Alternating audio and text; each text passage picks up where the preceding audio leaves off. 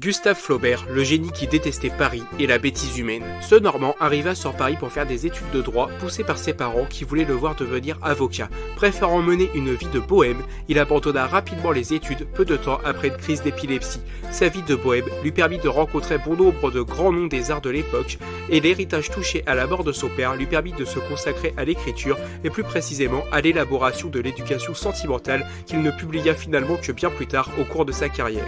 Au fur et à mesure des années, il continua de travailler son style, lui qui pouvait passer 5 jours sur une seule phrase, comme il le confia à Louise Collet au cours de l'une de leurs correspondances. Pour tester la musicalité de ses écrits, il les hurlait dans son bureau qu'il avait baptisé le gueuloir. Flaubert, qui était ultra perfectionniste, considérait l'écriture comme une torture. Pour lui, cela représentait vraiment un travail pénible et douloureux.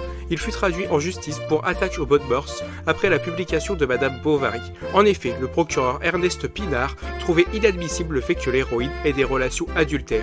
Qu'importe, Flaubert fut acquitté et cette histoire fut une superbe promotion pour l'ouvrage qui fut un réel succès. Pinard, lui, se consola ensuite en faisant condamner les fleurs du mal de Baudelaire. Flaubert mourut quasiment ruiné, mais demeure aujourd'hui encore comme l'un des plus grands stylistes de la littérature française. Pourtant, il ne cherchait pas la gloire, affirmant, je cite, « L'homme n'est rien, l'œuvre tout ».